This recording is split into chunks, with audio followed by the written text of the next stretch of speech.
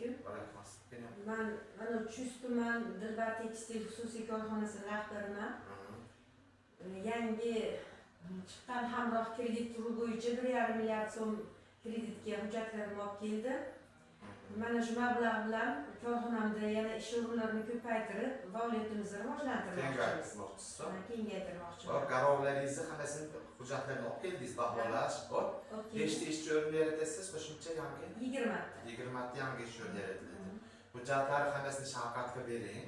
Men tayinlayman, hamma anaqangizni xudo xolisa ijobiy hal qilib, yordam berib chiqarib beramiz, albatta. Xo'p, rahmat. Qo'yib solib. Keling, nima xizmat? O'sha kredit olmoqchi edim. Qaysi mahalladasiz? Bolfanda mahallasi. Bolfanda. Mexe.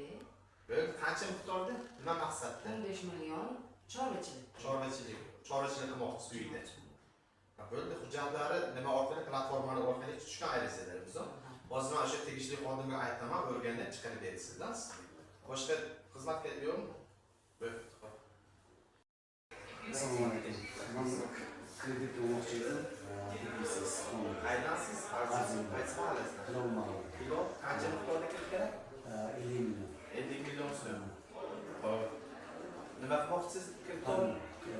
Issiqxona tashkil qilishga. Bo'ldi, hujjatlaringizni siz oldingiz hujjatlari kaflingiz bor.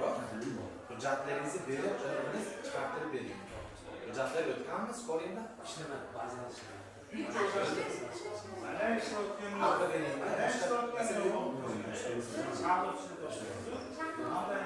mana bor.